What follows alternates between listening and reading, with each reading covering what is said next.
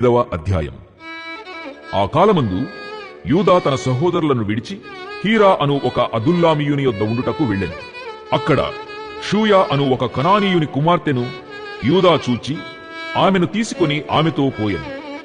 ఆమె గర్భవతి అయి కుమారుని కనగా అతడు వానికి ఏరు అను పేరు పెట్టెను. ఆమె మరలా గర్భవతి అయి కుమారుని కని వానికి ఓనాను అను పేరు పెట్టెను. ఆమె మరలా గర్భవతి అయి కుమారుని కని వానికి షేలా అను పేరు పెట్టెను. ఆమె వీని కనినప్పుడు అతడు కజీబులో నుండెను. యూదా తన జ్యేష్ఠ కుమారుడైన ఏరునకు తామారు అను దానిని పెండ్లి చేశాను. యూదా జ్యేష్ఠ కుమారుడైన ఏరు యెహోవా దృష్టికి చెడ్డవాడు గనుక యెహోవా అతని చంపెను.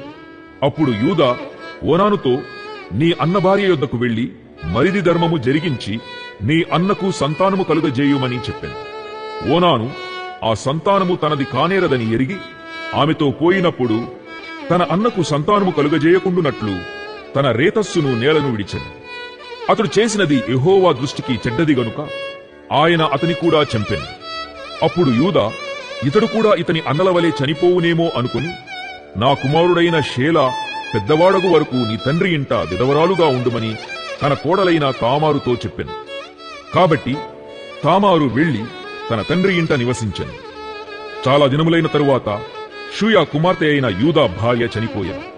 తరువాత యూదా దుఃఖ నివారణ పొంది అదుల్లామీయుడైన హీరా అను తన స్నేహితునితో తిమ్నాతునకు తన గొర్రెల బొచ్చు కత్తిరించు వారి యొద్దకు వెళ్ళెను. దాని మామ తన గొర్రెల బొచ్చు కత్తిరించుటకు తిమ్నాతునకు వెళ్ళుచున్నాడని తామారునకు తెలుపబడెను.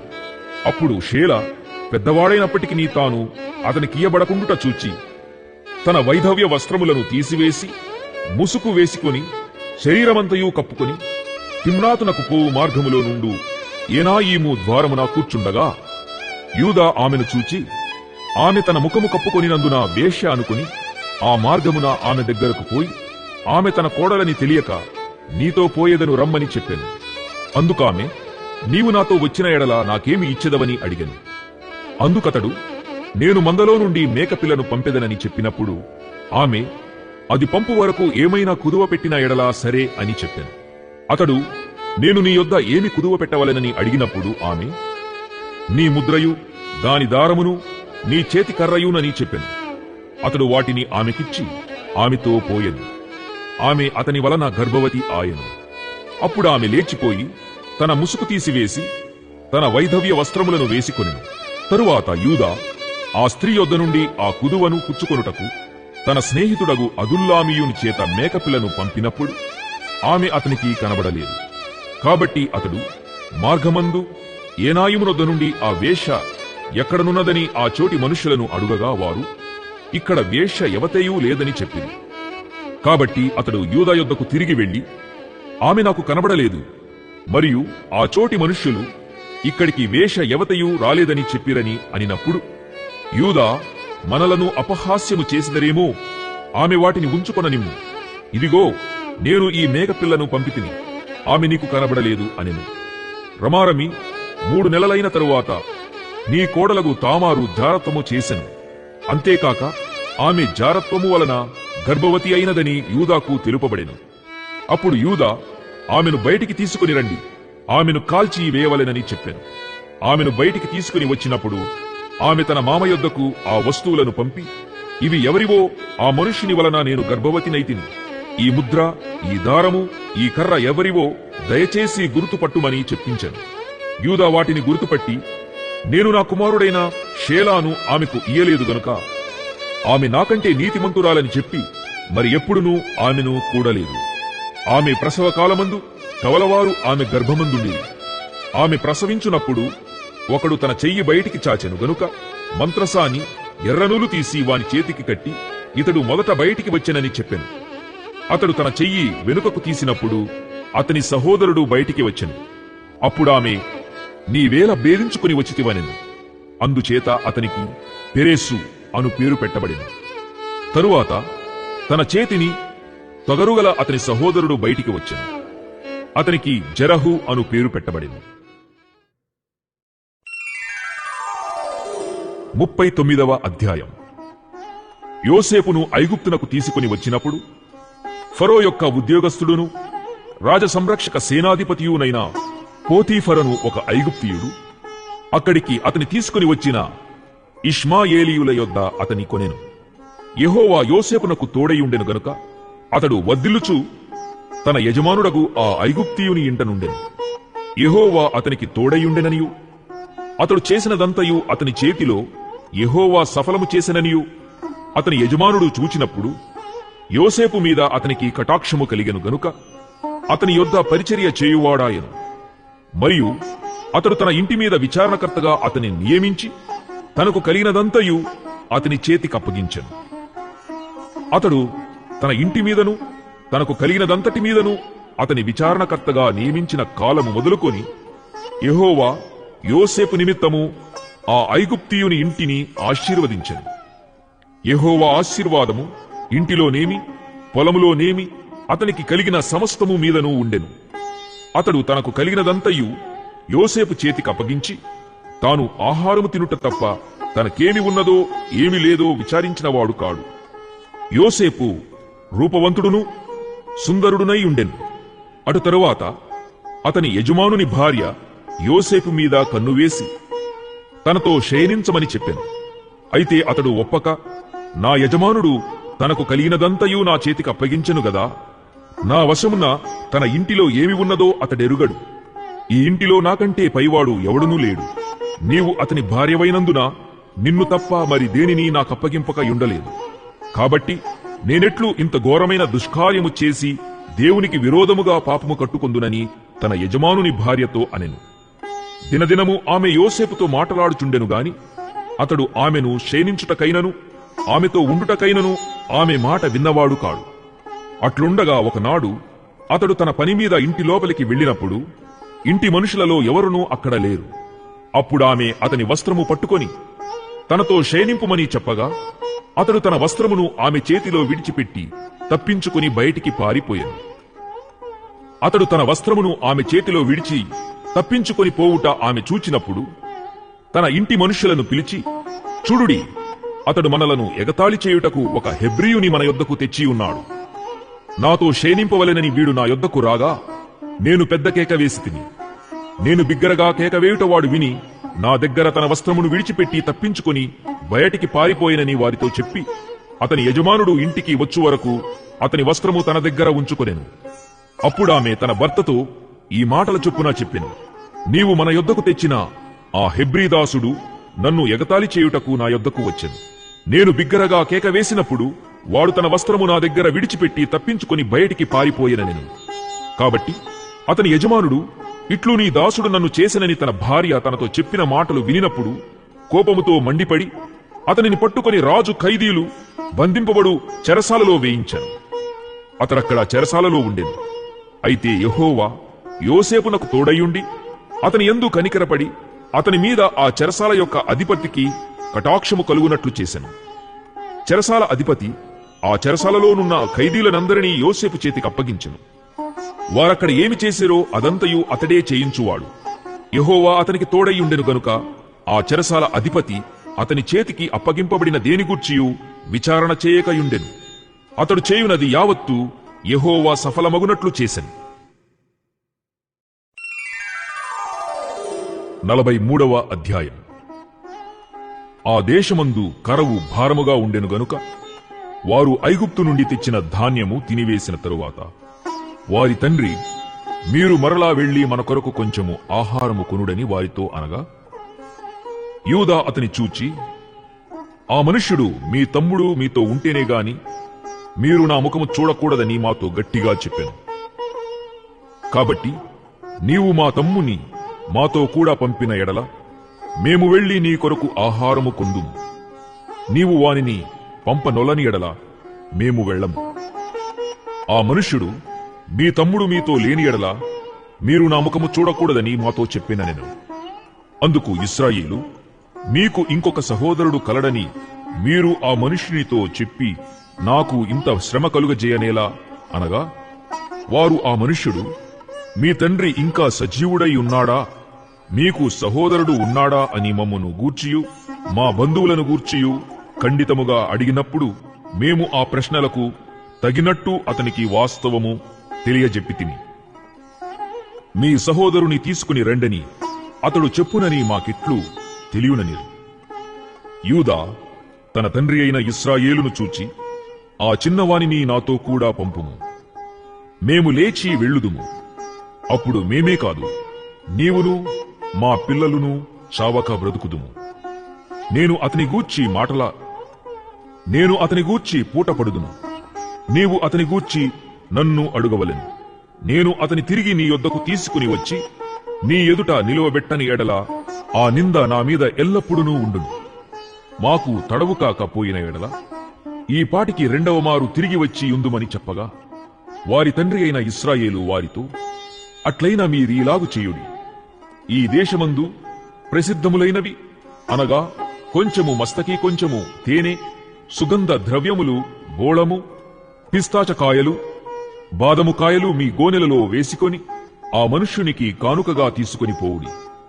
రెట్టింపు రూకలు మీరు తీసుకొనుడి. మీ గోనెల మూతిలో ఉంచబడి తిరిగి వచ్చిన రూకలు కూడా చేతపట్టుకొని పోయి మరలా ఇచ్చివేయుడి. ఒకవేళ అది పొరబాటయ్యుండును, మీ తమ్ముని తీసుకొని లేచి ఆ మనుష్యుని యొద్దకు తిరిగి వెళ్ళుడి. ఆ మనుష్యుడు మీ ఇతర సహోదరుని బెన్యామీనును మీకప్పగించున్నట్లు సర్వశక్తుడైన దేవుడు ఆ మనుష్యుని ఎదుట మిమ్మును కరుణించునుగాక. నేను పుత్రహీనుడనై ఉండవలసిన ఎడల పుత్రహీనుడనగుదునని వారితో చెప్పాను. ఆ మనుష్యులు ఆ కానుకను తీసుకొని చేతులలో రెట్టింపు రూకలను తమ వెంట బెన్యామీనును తీసుకొని లేచి ఐగుప్తునకు వెళ్లి యోసేపు ఎదుట నిలిచిరి. యోసేపు వారితోనున్న బెన్యామీనును చూచి తన గృహ నిర్వాహకునితో, ఈ మనుష్యులను ఇంటికి తీసుకొని పోయి ఒక వేటను కోసి వంట సిద్ధము చేయించుము.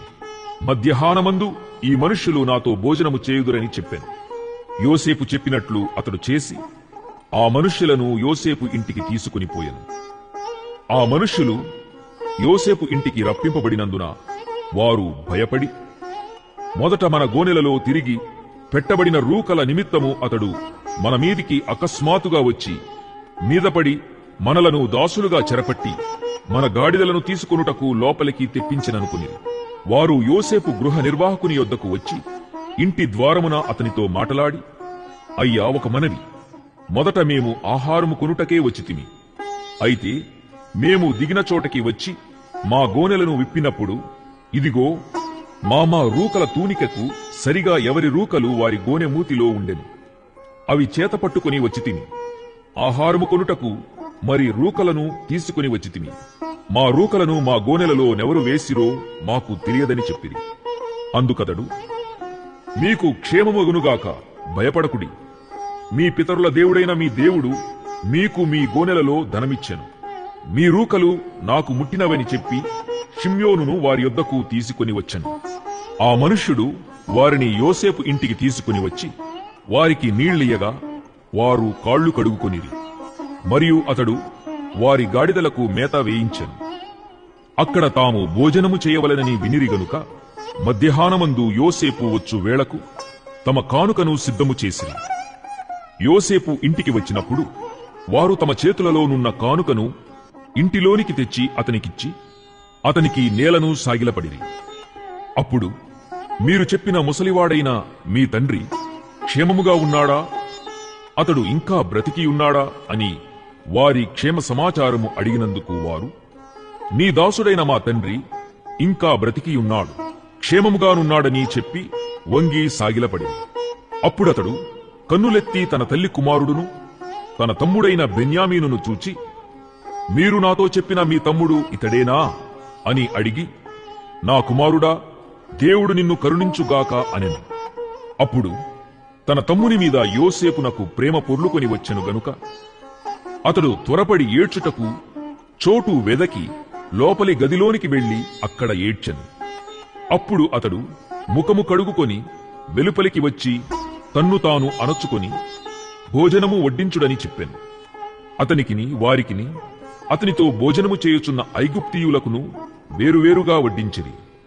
ఐగుప్తీయులు హెబ్రీయులతో కలిసి భోజనము చేయరు, అది ఐగుప్తీయులకు హేయము. జ్యేష్ఠుడు మొదలుకొని కనిష్ఠుని వరకు వారు అతని ఎదుట తమ తమ ఈడు చొప్పున కూర్చుండిరి. గనుక ఆ మనుష్యులు ఒకని వైపు ఒకడు చూచి ఆశ్చర్యపడిరి. మరియు అతడు తన ఎదుట నుండి వారికి వంతులెత్తి పంపెను.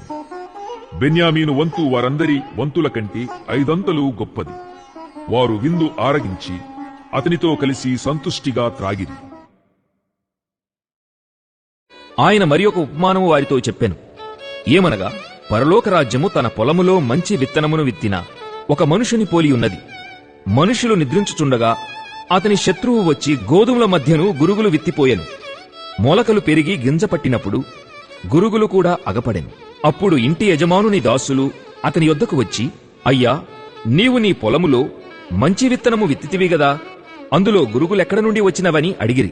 ఇది శత్రువు చేసిన పని అని అతడు వారితో చెప్పగా, ఆ దాసులు, మేము వెళ్లి వాటిని పెరికి కూర్చుటానికిష్టమా అని అతనిని అడిగిరి. అందుకతడు, వద్దు, గురుగులను పెరుకుచుండగా వాటితో కూడా ఒకవేళ గోధుమలను పెళ్లగింతురు. కోతకాలము వరకు రెంటినీ కలిసి ఎదుగనీయుడి. కోతకాలమందు గురుగులను ముందుగా కూర్చి వాటిని కాల్చివేయుటకు కట్టెలు కట్టి గోధుమలను నా కొట్లలో చేర్చిపెట్టుడని కోతగాండ్రుతో చెప్పుదుననెను. ఆయన మరి ఒక ఉపమానము వారితో చెప్పాను. పరలోక రాజ్యము ఒకడు తీసుకొని తన పొలములో విత్తిన ఆవగింజను పోలియున్నది. అది విత్తనములన్నిటిలో చిన్నదేగాని పెరిగినప్పుడు కూర మొక్కలన్నిటిలో పెద్దదై ఆకాశపక్షులు వచ్చి దాని కొమ్మలయందు నివసించునంత చెట్టగును. ఆయన మరి ఒక ఉపమానము వారితో చెప్పెను. పరలోక రాజ్యము ఒకడు తీసుకొని తన పొలములో విత్తిన ఆవగింజను పోలియున్నది. అది విత్తనములన్నిటిలో చిన్నదేగాని పెరిగినప్పుడు కూర మొక్కలన్నిటిలో పెద్దదై ఆకాశపక్షులు వచ్చి దాని కొమ్మలయందు నివసించునంత చెట్టగును. ఆయన మరి ఒక ఉపమానము వారితో చెప్పెను. పరలోక రాజ్యము ఒక స్త్రీ తీసుకొని పిండి అంతయు పులిసి పొంగు వరకు 3 కుంచముల పిండిలో దాచిపెట్టిన పుల్లని పిండిని పోలియున్నది. నేను నా నోరు తెరచి ఉపమాన రీతిగా బోధించెదను. లోకము పుట్టినది మొదలుకొని మరుగు చేయబడిన సంగతులను తెలియచెప్పెదను అని ప్రవక్త చెప్పిన మాట నెరవేరునట్లు యేసు ఈ సంగతులన్నిటినీ జనసమూహములకు ఉపమాన రీతిగా బోధించెను. ఉపమానము లేక వారికేమియూ బోధింపలేదు. అప్పుడాయన జనసమూహములను పంపివేసి ఇంటిలోనికి వెళ్లగా ఆయన శిష్యులాయన యొద్దకు వచ్చి, పొలములోని గురుగులను గూర్చిన ఉపమాన భావం మాకు తెలియజెప్పుమనిరి. అందుకాయన ఇట్లనెను. మంచి విత్తనము విత్తువాడు మనుష్య కుమారుడు. పొలము లోకము. మంచి విత్తనములు రాజ్య సంబంధులు, గురుగులు దుష్టుని సంబంధులు. వాటిని విత్తిన శత్రువు అపవాది. కోత యుగ సమాప్తి. కోత కోయువారు దేవదూతలు. గురుగులు ఏలాగు కూర్చబడి అగ్నిలో కాల్చివేయబడునో అలాగే యుగ సమాప్తి అందు జరుగును. మనుష్య కుమారుడు తన దూతలను పంపును. వారాయన రాజ్యములో నుండి ఆటంకములుగా సకలమైన వాటిని దుర్నీతి పరులను సమకూర్చి అగ్నిగుండములో పడవేయుదురు. అక్కడ ఏడ్పును పండ్లు కొరుకుటయును ఉండును. అప్పుడు నీతిమంతులు తమ తండ్రి రాజ్యములో సూర్యుని వలె తేజరిల్లుదురు. చెవులు గలవాడు వినుగాక. పరలోక రాజ్యము పొలములో దాచబడిన ధనమును పోలియున్నది. ఒక మనుష్యుడు దాని కనుగొని దాచిపెట్టి అది దొరికిన సంతోషముతో వెళ్లి తనకు కలిగినదంతయు అమ్మి ఆ పొలమును కొనును. మరియు పరలోక రాజ్యము మంచి ముత్యములను కొనవెదుకుచున్న వర్తకుని పోలియున్నది. అతడు అమూల్యమైన ఒక ముత్యమును కనుగొని పోయి తనకు కలిగినదంతయు అమ్మి దాని కొనును. మరియు పరలోక రాజ్యము సముద్రములో వేయబడి నానా విధములైన చేపలను పట్టిన వలను పోలియున్నది. అది నిండినప్పుడు దానిని దరికిలాగి కూర్చుండి మంచివాటిని గంపలలో చేర్చి చెడ్డవాటిని బయట పారవేయుదురు. అలాగే యుగ సమాప్తి అందు జరుగును. దేవదూతలు వచ్చి నీతిమంతులలో నుండి దుష్టులను వేరుపరచి వీరిని అగ్నిగుండములో పడవేయుదురు. అక్కడ ఏడ్పును పండ్లు కొరుకుటయును ఉండును. వీటన్నిటినీ మీరు గ్రహించితిరా అని వారిని అడుగగా వారు గ్రహించితిమనిరి. ఆయన, అందువలన పరలోక రాజ్యములో శిష్యుడుగా చేరిన ప్రతి శాస్త్రియు తన ధననిధిలో నుండి క్రొత్త పదార్థములను పాత పదార్థములను వెలుపలకి తెచ్చు ఇంటి యజమానుని పోలి ఉన్నాడని వారితో చెప్పెను. యేసు ఈ ఉపమానములు చెప్పి చాలించిన తరువాత ఆయన అక్కడ నుండి వెళ్లి స్వదేశమునకు వచ్చి సమాజ మందిరములలో వారికి బోధించుచుండెను. అందువలన వారాశ్చర్యపడి, ఈ జ్ఞానమును ఈ అద్భుతములను ఇతనికెక్కడ నుండి వచ్చినవి? ఇతడు వడ్లవాని కుమారుడు కాడా? ఇతని తల్లి పేరు మరియ కాదా? యాకోబు, యోసేపు, సీమోను, యూదా అనువారు ఇతని సోదరులు కారా? ఇతని సోదరీమణులందరూ మనతోనే ఉన్నారు కారా? ఇతనికి ఈ కార్యములన్నీయు ఎక్కడ నుండి వచ్చినని చెప్పుకొని ఆయన విషయమై అభ్యంతరపడిరి. అయితే యేసు ప్రవక్త తన దేశములోను తన ఇంటను తప్ప మరి ఎక్కడనైనను ఘనహీనుడు కాడని వారితో చెప్పెను. వారి అవిశ్వాసమును బట్టి ఆయన అక్కడ అనేకమైన అద్భుతములు చేయలేదు.